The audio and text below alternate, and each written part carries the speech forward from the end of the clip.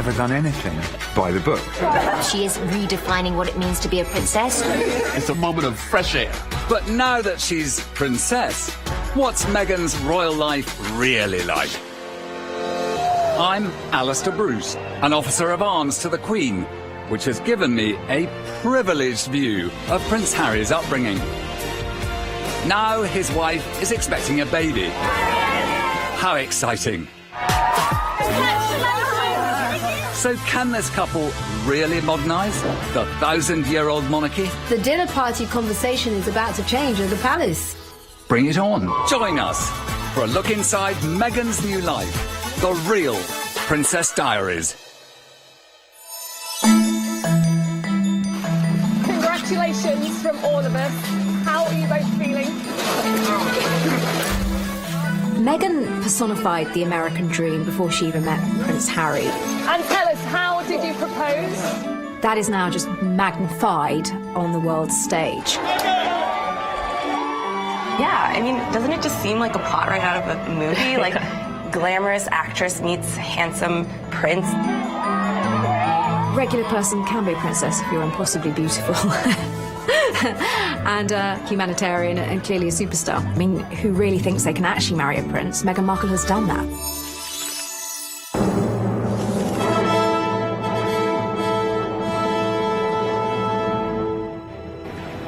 There's the car. She's leaving Clifton House right now. We've been fed this story of the royal family for decades, perhaps centuries. We're supposed to care what happens to this really rich people in England. Well, finally, a black girl gets to be part of the fantasy.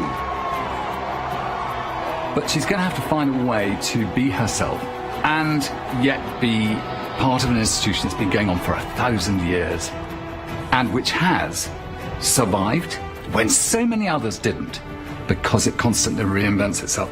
And Meghan is a part of that reinvention. She's a self-made feminist. Not sure any of us ever really expected to see that, although it's high time that that happened. Just by being mixed race, American, actress, divorced, you know, these are all really unconventional terms when it comes to talking about the wife of a prince in the UK. The bride has arrived. It was, in a word, really magical. People were just excited to see that Harry was getting his happy ending. I just felt like there was lots of symbolism in this wedding ceremony that both of them probably wanted to embrace. There was the choir. So darling, darling, stand by me. Well, there were some old slaves in America's antebellum South. Those royals, they have never seen a black bishop in Windsor Chapel talking about slavery. They didn't know what had hit them. I think because Britain hadn't seen quite so much of that celebration of different cultural intensities, it was a really refreshing thing to see happening in the firmament of the royal story. And the fact that the Queen was there meant she was okay with all of it. And so if the Queen's okay with it, everyone else should be okay with it. I think the Queen has come full circle and embraced the new generation, but I know that the Duchess of Sussex hopefully will not bring any scandal to the firm. The firm, this is what they call the family, the firm, the Buckingham Palace. People often laugh when we say that Meghan has joined the firm, but people forget that, yes, the royal family is a family, but first and foremost, it is in the business of running the monarchy. Interestingly, within a month of getting married, the Queen took Meghan on the royal train, girls' trip. The royal train is, you know, not many people have ever been on it. Thank you so much for very much. And you sit down and have kippers or whatever with the Queen, and she's probably the most famous woman on the planet. Kate didn't do a solo trip with the Queen for a year. The Queen is incredibly smart. The Queen sees Meghan as a very, I want to say, useful tool in securing and symbolising the future of the monarchy for decades to come. There are very strict rules when you're a Royal Highness and you're a full-on working royal. I think as an outsider, especially as an American, it's got to be incredibly hard.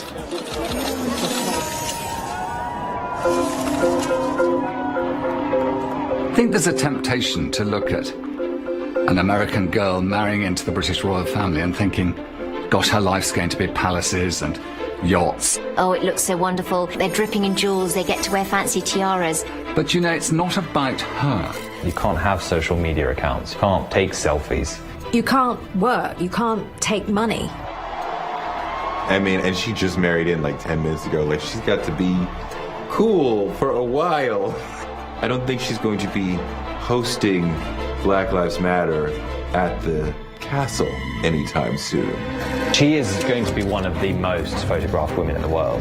And that level of attention must be pretty stressful, actually. Nobody can really describe to you what 76 engagements over 16 days when you're utterly jet-lagged is going to feel like. You arrive in a car, the door is opened, and then you meet the Lord Lieutenant, and then introduced to the head of this, the head of that, the head of something else. You have to spend most of the day saying the same thing over and over again.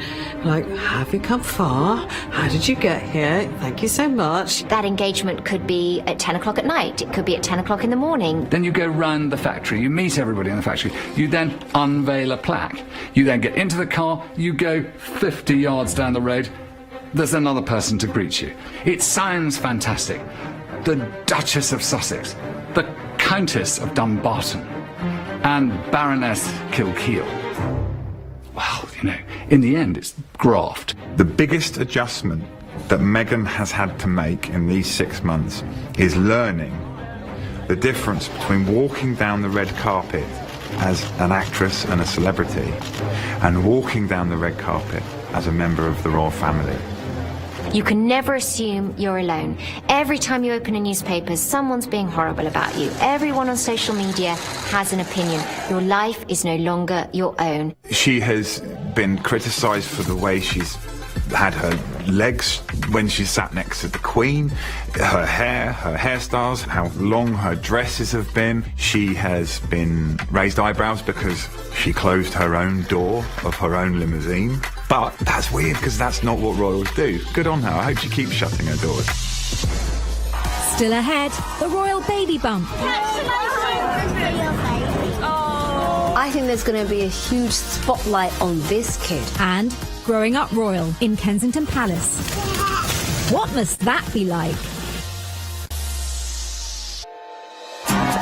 The primary function of a royal wife is the delivery of an heir and a spare as quickly as possible. We also generally couldn't think of a better place to announce the upcoming baby. Duchess Meghan is expecting a child. Congratulations. You can't give flowers that big to my wife. The fact that they were able to get pregnant so quickly is the icing on the cake of this whirlwind romance. I think when we saw Meghan at Princess Eugenie's wedding wearing that coat, we all thought, okay. Having a royal baby is a big deal, and we can definitely expect to see in the run-up to this baby being born, every time Meghan appears, there will be a lot of bump watch, there'll be a lot of discussion about her maternity fashion. Oh, baby Sussex is everything. I hope it's a girl. I do. I'm biased. I think we're all expecting this baby to be incredibly cute, with his or her mother's fantastic looks and dad's impish sense of fun.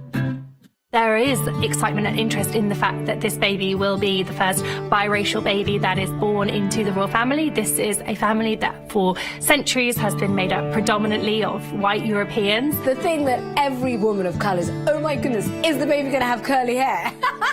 Of course, priorities. People are waiting to see, is this going to be a brown-haired little baby? So here you have this child who has ancestors that are British royalty and African-American slaves. How powerful. I feel so proud to live in a city that can have so much diversity. I felt so immediately embraced.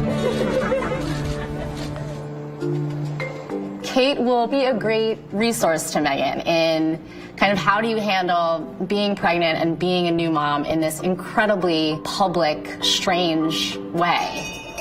It's a boy! It's a boy! It's a boy! It's now become tradition for royal wives to arrive pretty soon after the birth on the steps of the hospital and stand there in front of the world's media presenting their baby to the world. I was outside the hospital when Kate had her children, and I think everyone was blown away when Kate came out looking so perfect. And she had her hair done and she had her high heels on. I mean, even showing up 4 hours after delivering with the perfect makeup, presenting the babies to the world. Any parent, I think, will probably sort of know what this feeling feels like. So. Very special. You've got her looks, thankfully. No. What they were doing, without even saying a word, spoke volumes. First of all, we saw Kate's baby bump. That's how women look once they've just given birth. They don't immediately just snap back into shape. We had this lovely moment with the Duke of Cambridge coming out with Prince George in the car seat, doing the classic dad manoeuvre of trying to get it into the car as smoothly as possible in front of the world's cameras. It was very much a message of, we are going to be hands-on parents. Meghan and Harry want to be really hands-on parents. So I think that's Harry and Meghan clearly thinking, how can we give this child a life where it doesn't automatically have its life mapped out for it? Harry has spoken very much about how he appreciated his mother Diana trying to give him as normal a life as possible. He wants to do the same for his child, and so does Meghan. Diana was very much the first real visibly hands-on royal mother. The fact that she breastfed them, the fact that William was immediately being taken on official trip to Australia when he was very young. The Queen notoriously had to leave her kids at home when she was doing that in the 50s. Often in royal households, parenting is outsourced. But for Diana, for her, being a mother was the most important thing in her life, and her children really were able to feel that. Our children deserve as much love and care and attention as I am able to give. Harry's talked a lot about the fact that his mother was so much fun to be with. You know, we've seen so many beautiful images of her really letting them live out all their childhood dreams. She wanted to make sure that Harry and William understood what life was like outside palace walls. I think she would be over the moon, jumping up and down, you know, so excited for me. But then, as I said, would have probably been best friends with Meghan. There has been a lot of talk that Doria Ragland might move to London to be closer to her daughter. I love the idea of Ms. Ragland in the palace. Come on over, teach them all yoga. She's a yoga instructor. I would love to see her leading Prince Charles in some downward dog. When the boys were very young, they all lived together at Kensington Palace with their mother. Although it's a palace, it's made up of lots of smaller properties, but there are plenty of gardens, there are walled gardens and areas where the children can play. Kensington Palace is really one of the nicest palaces to be at. This is the regal Melrose Place, because Eugenie and Jack are living there now, Harry and Meghan, William and Kate. At the moment, Harry and Meghan are based in Nottingham Cottage, which is a 2-bedroom property. It sounds very dramatic, but actually it's a tiny, weeny little cottage. Harry has spoken before about the fact that it has very low ceilings and he bashes his head. So we definitely expect them to move into a larger apartment. So I say apartments loosely, we're talking like 31-room apartments, 4-story apartments. The one that everyone is talking about is apartment 1, which is right next to William and Kate's apartment 1A. There's even an interconnecting door between apartment 1 and apartment 1A, so they really are living on top of each other in the nicest, poshest, most ridiculous royal way. And that will be fantastic for their son or daughter to be able to grow up very close to Prince George and Prince Louis and Princess Charlotte. Giving their children freedom away from the confines of palace life is going to be key. London brings with it all the burdens of royal living. There's members of the public taking photographs on their cell phones. There's paparazzi loitering. And one of the things that they have been so adamant about is that they and their families will not be subjected to media scrutiny. Because this is going to be a child that is biracial, I think there's going to be a huge spotlight on this kid. So I think Harry's going to be the ultimate grizzly bear when it comes to taking care of his family. How could he not be when he, at the age of 12, had already witnessed for his whole life his mother being chased by the paparazzi? He'd witnessed her crying because of something that had been written in the newspaper about her. He knew that William had passed tissues under the bathroom door because Diana was upset. At the moment, Harry and Meghan are saying that they don't want a title for their baby. So as a result, this baby's unlikely to ever have his or her Royal Highness Prince or Princess title, and they will be expected to work for a living. There's no chance that this baby will ever be king or queen. This baby has so much more freedom than William and Kate's children do, and this baby will not be expected when they get older to carry out full-time royal duties.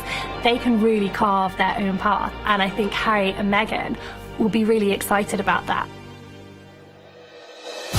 Next, are Kate and Meghan really friends? And is Meghan changing royal style?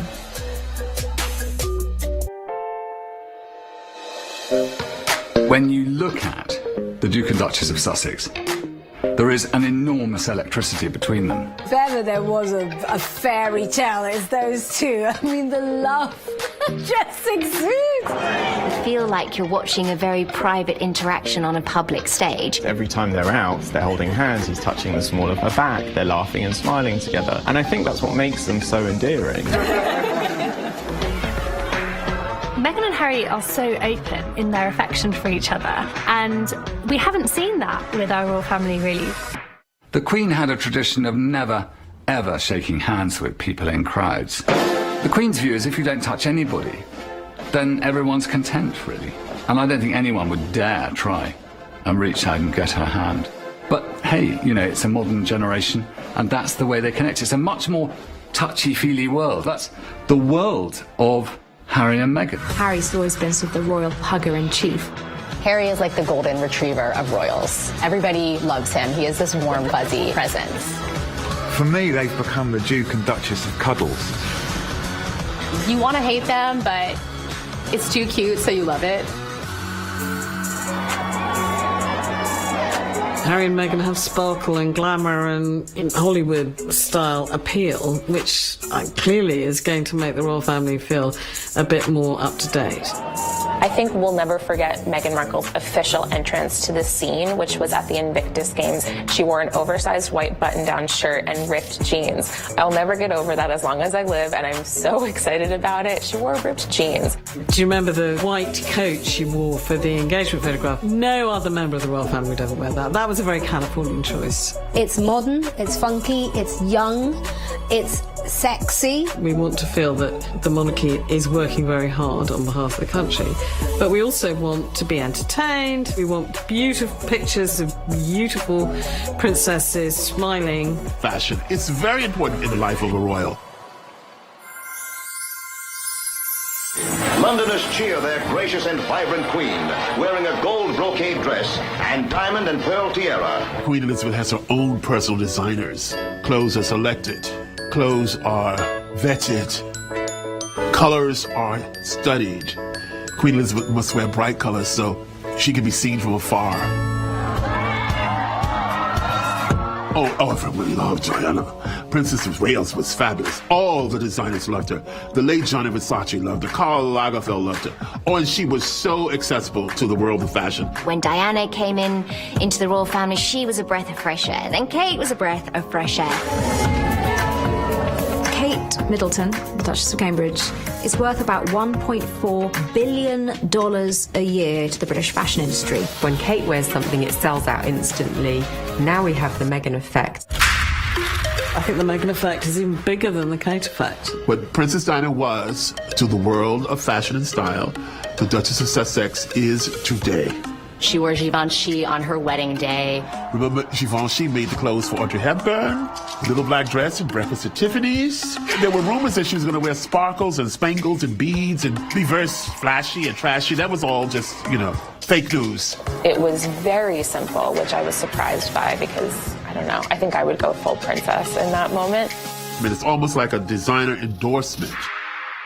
Now, Meghan arguably is the biggest fashion influencer in the world. People are going to go into Oscar de la Renta on Madison and say, I want that dress that the Duchess of Sussex wore in Australia. They're going to go into Bergdorf with Neiman Marcus. I want that shirtwaist dress, button up to the collar, long sleeves.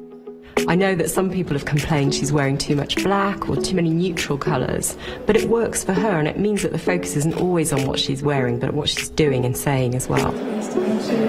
There was a brief moment immediately after the wedding. She wore basically the same outfit over and over again. A lot of blush suits that were very stiff and sort of 90s looking with pantyhose. And I freaked out and I was like, oh gosh, what have they done to her? Is she still her? But then I think that was a conscious choice, and she is sort of telling a story about, I am a royal now. Well, you can see that she's sort of buttoning it up just a little bit. But on the other hand, she seems to be flowy and different. So if anything, maybe she is adhering to tradition with her own sense of flair.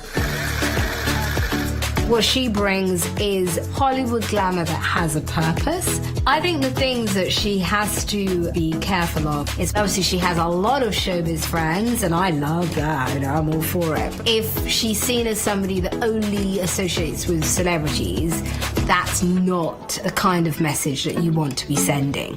I think she really needs to make herself, you know, much like what Princess Diana was, which is the princess of the people.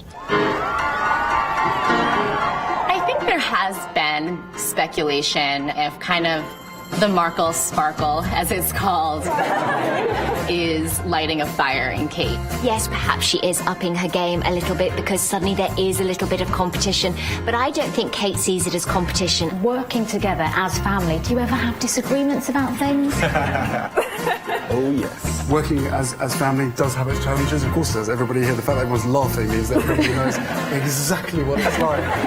The photographers used to complain that Kate would get out of the car and she wouldn't look at them. She wouldn't give them the picture. Kate is now looking at the cameras. She's smiling. Is that because of Meghan? I don't know. But we're certainly seeing Kate's confidence grow. At the end of the day, Meghan is a performer. She knows how to act in front of the camera. She's always got the perfect smile. She knows how to look really interested when she's bored to tears. If anything, Kate is a little bit more of a homebody, and she's more happy to let Meghan Markle take some of the spotlight and the scrutiny off of her. Meghan and Kate have unique experience because they've basically married the two most eligible bachelors in the world. And tell us, how did you propose? And they're going to be living in the goldfish bowl of royal life for the rest of their lives. Kate is the only person that Meghan can turn to who really understands what it's like being married as a young woman into this bizarre, crazy family. Everything points to them getting on well. If Harry and Meghan had a big bust-up and row, well, Meghan can't just nip down the road and have a glass of Chardonnay with her workmates. I wouldn't mind betting you she's straight round to Kate's wine, rant about the royal princes together. But stay with us, because families are complicated. One of the reasons we are all interested in the royal family is that they are relatable, because they are often going through the same issues we go through.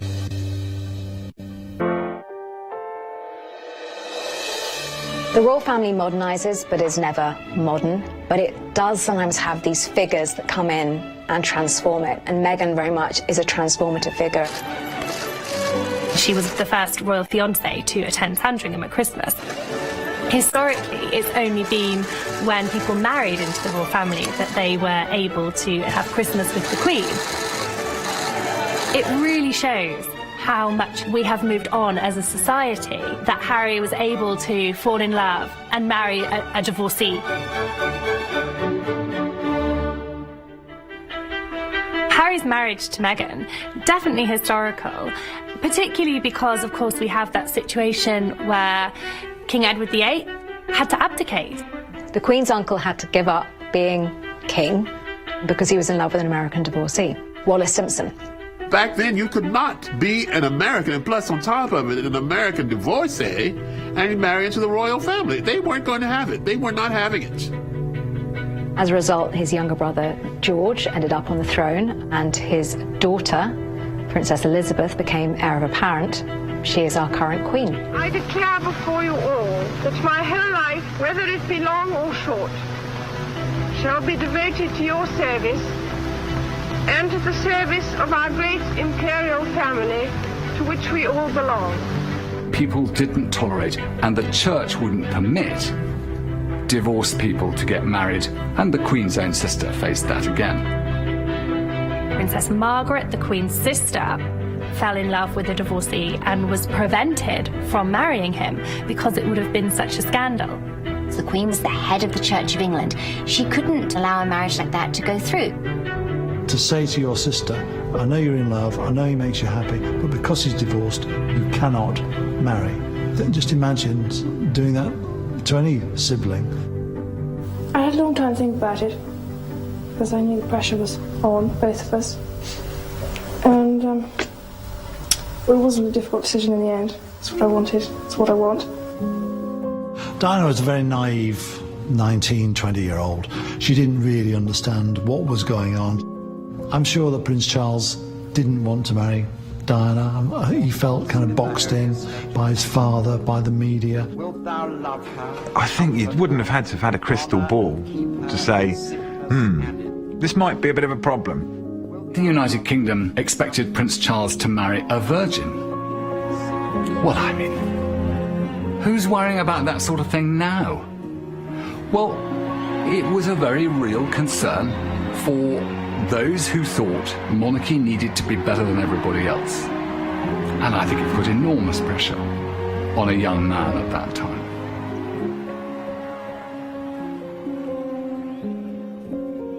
At the end of this year, when I've completed my diary of official engagements, I will be reducing the extent of the public life I've led so far. 3 of the Queen's children separated and divorced in 1992, 3 out of 4 of them. And the Queen, as the head of the family, was held responsible. I sometimes wonder how future generations will judge the events of this tumultuous year. I am quite sure that most people try to do their best, to do their jobs as best they can, even if the result is not always entirely successful. Lives has been somehow shared and celebrated in a way that monarchy hasn't quite reached before. And you could see that Harry over the years had a hard time trying to find his way, and he was kind of the wild child, the untamed child. When details of Meghan emerged, I think most of us in the royal core, if you like, were thinking she's, no offence, American. She is a famous actress. She's a divorcee. What on earth's Harry doing? Then the penny drops. Harry's never done anything by the book. He's just broken the mould, and that's a fantastic thing. The fact that he's chosen this absolute kind of megastar, she's got everything she needs to kind of really pop on the world stage. That's the most brilliant thing he could ever have done. Yeah, actress. Yeah, that's good. That works. When the king is in residence, hundreds of people come to watch the ceremony of the changing of the guard, because pomp and spectacle still attract the curious and the idle. Wallis Simpson and Princess Margaret must be rolling in their graves, but from sheer joy, because suddenly they're saying it doesn't matter anymore. When they've tried to put their foot down and said, find a virgin, a Protestant, an Anglo-Saxon aristocrat, it's been a disaster. I think that is Diana's lasting legacy, that she raised 2 sons that were open-minded enough to marry whoever they wanted to marry. There's a famous quote about, for everything to stay the same, everything must change. The Queen was 25 when she became the monarch, and that was in 1952. And she's changed remarkably. I salute her for being able to move with the times, because I think a lot of 92-year-olds stopped changing their minds somewhere in their 60s. When it comes to Harry and Meghan's marriage, I think her main concern is that Harry is happy, the marriage is stable. Yes, she's the Queen, yes, she's the head of state, but she's also a grandmother, and she wants her family to be happy. Coming up, Prince Harry and Meghan on tour. Keeping it real, but keeping it royal.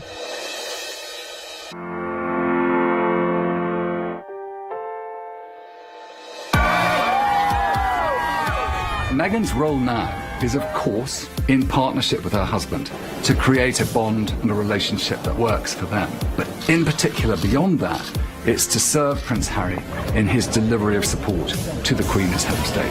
I think the perception of Harry and Meghan around the world is that they're a couple who are keen to make a change globally. But she's got to find the right way of doing it that means something to her. And as long as there's nothing to do with politics there, the British will support her. Women don't need to find a voice. They have a voice. They need to feel empowered to use it.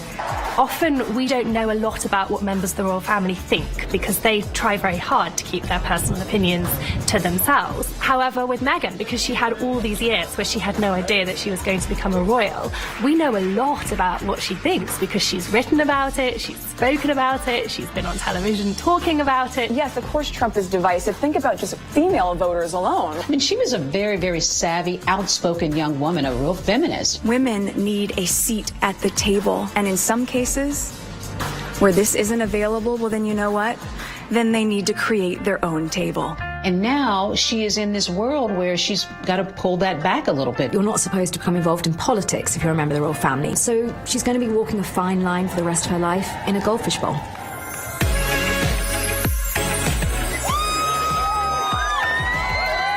Meghan's big test, her big test in the 6 months, was the big first overseas royal tour with her new husband to meet the people of the Commonwealth.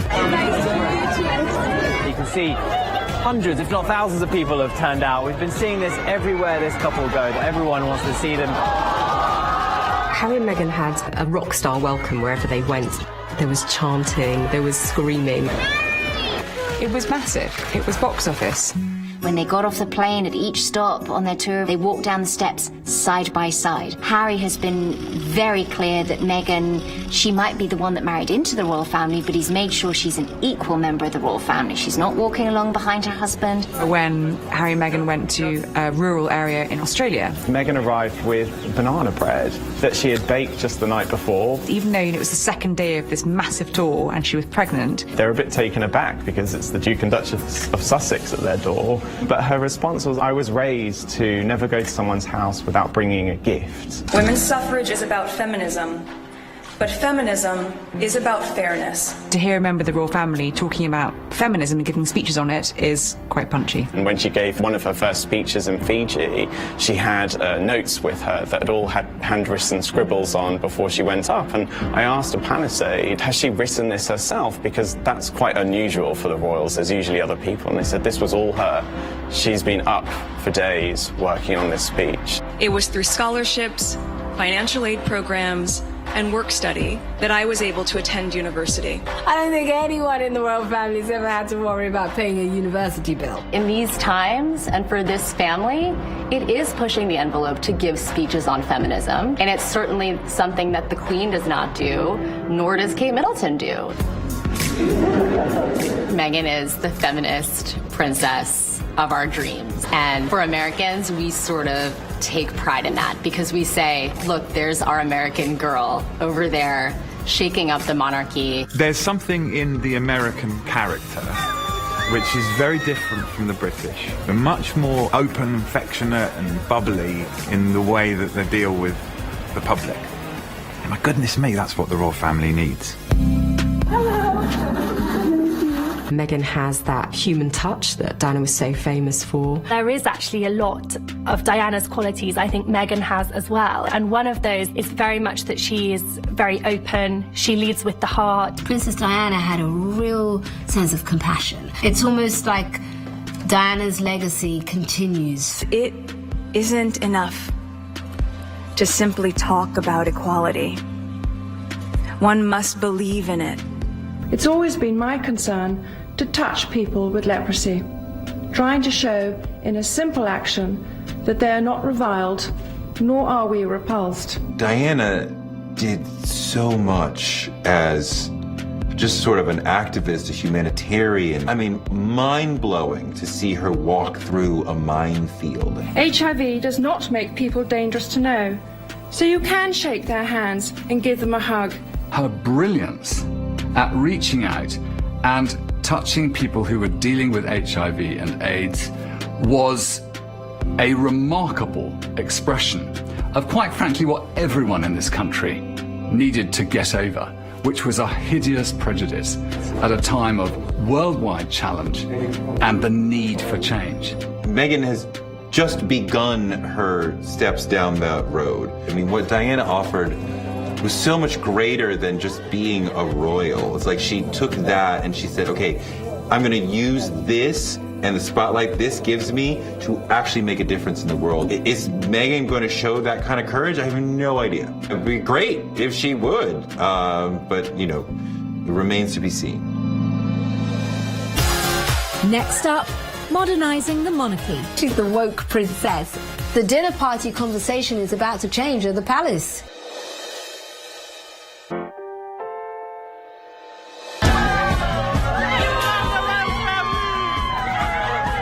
The world looks at the monarchy for hope. There's hope in the Duchess of Sussex and Harry. There's hope for the beautiful child that she will have. There's hope. There is civility, something we are lacking in today's world in America. I'm Meghan. It's so good to meet you, Haley. They connect with the public in a way that the rest of the royal family has never been able to do. And I think they probably do, as a couple, represent something really exciting about cultural change in the United Kingdom.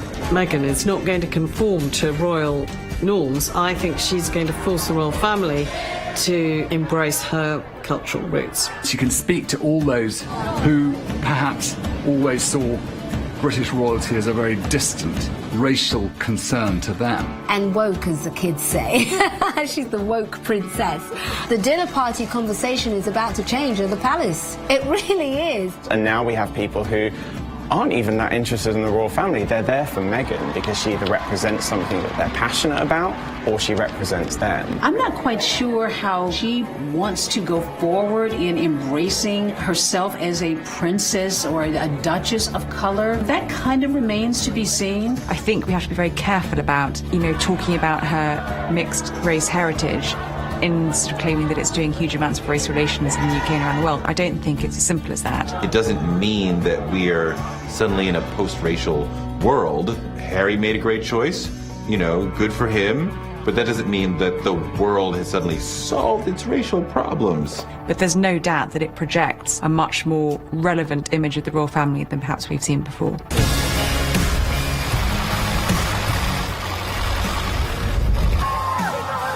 Harry and Meghan are global stars of the royal family at the moment. But Harry in particular is very, very aware of how quickly that can fade. In a matter of years, people will be much more interested in what Prince George is doing and what Princess Charlotte's doing. The concentration of monarchy is always on the main line, and it's the Cambridges who will be the story. Their children will have grown up, have love affairs of their own, marry, have children of their own, and the Duke and Duchess of Sussex will become less and less relevant. Because of that, they will try and pack in as much as they can in the next couple of years when it comes to championing the work that they want to do. And I hope she changes things, because her energy and her freshness will help improve the brand and its delivery of support to the Queen. It's already becoming clear that Meghan's exactly what not only Harry needed, not only what the royal family needed, but what the British public needed and longed for as well. I think the wonderful thing about Meghan is she's pushing it as far as she can go, and I'm interested to see how much further she will take it as she settles in even more. And so, if she is an iconoclast, bring it on, because actually throughout history, people who've come into the royal family have all of them in their own way brought a style, a way that has worked for their time, has challenged the past, but has probably been the very foundation for new traditions